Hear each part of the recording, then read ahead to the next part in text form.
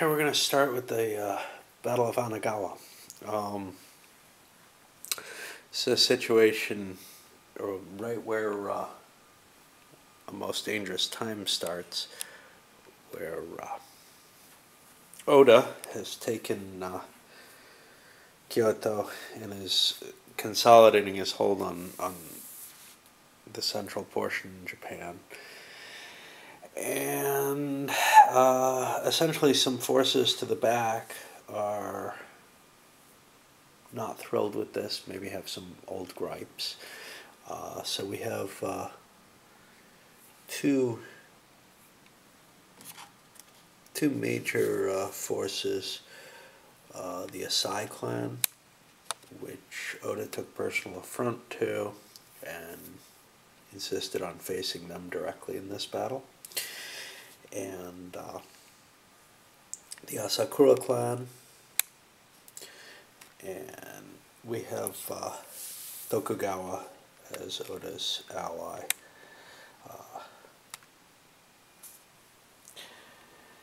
Now, it numerically is an unbalanced battle. Oda has more forces, but some of his troops are very, very poor quality, actually. And there seems to be more archers on his opponents, which makes it for a more interesting battle. We also have the interesting position where everybody's kind of deployed in a column. I don't know exactly how common that kind of deployment is, but it definitely strikes me as a little odd. I guess you could call it an echelon formation, but it's not staggered enough. It should make outflanking easier on either side. I'm afraid we're going to end up in a huge amount of chaos from this, but well, we'll see what happens. All right, end of the first turn. So, initial sweeps by the Asai, Asakura clans across the river, starting out with an attack against the Tokugawa. Yeah. And also there was an attempt against the Oda's side. In both cases, they were largely beaten off by the defenders. I'm seeing some interesting factors with the system with this. Primarily that combining pulsed movement with the ease, the facing limitations, which give only 2 frontal hexes and everything else gives positional advantage, it makes it very, very difficult to not get outflanked. We're seeing combats, and that's what causes these whirling combats. I suppose if you could move forward a line formation very easily, I mean, that's what the I go, you go situation gives you, is all my units are moving up, nobody's exposing a flank. And I don't know if this is the right thing or the wrong thing, but I'll tell you this. If phalanxes are able to do this, I got a problem. I'm going to have to see one of the, the Great Battles of Alexander or whatever that they is part of the same series. But, yeah, it's very, very disturbing.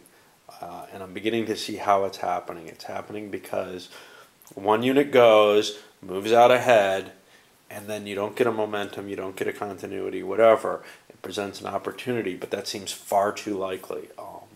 Now this scenario, the actual starting setup almost encourages that kind of battle because you don't have that continuous line.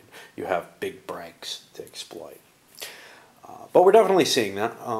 We did see one of the Tokugawa clans retreated from the map, took heavy losses. It was the guy who took the initial shock.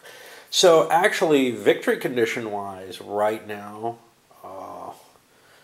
the Asai are ahead. But in terms of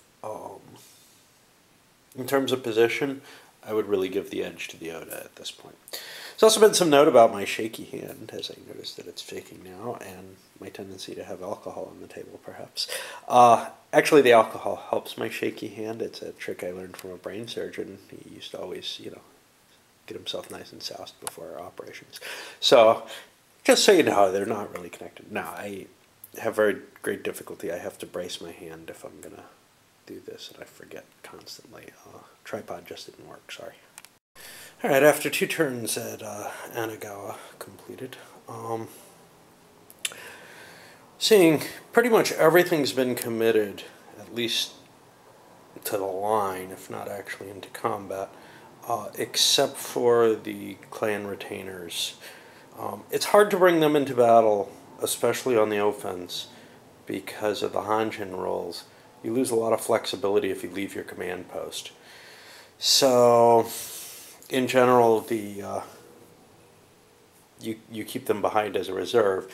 Eventually, you might have few enough troops on the board, and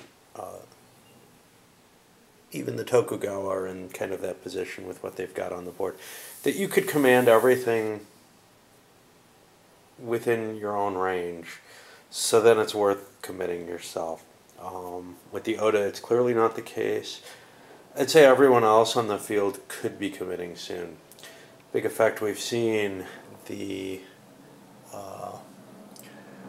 Asakura, I believe, had one of their big clans flee the field.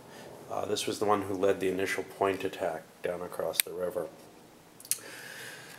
That ends up being about half the points that their whole army, including the Asai, need to get off the field. So there's a good chance that they're losing fairly soon.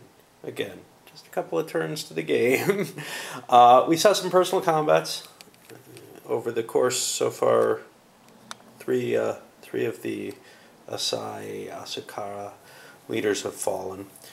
They resorted, not having much to do on the defense, to throwing a samurai into the game. And we're seeing a couple of places where either Oda or someone else, has withdrawn from, that's not Oda himself, has withdrawn from personal combat. In this particular case, though, it was against that samurai. That gives a reduction to ratings, which is nearly as bad as taking a casualty. The main reason I didn't want the casualty there was the severed heads give a bonus. The more severed heads you have, the less likely your force is to flee.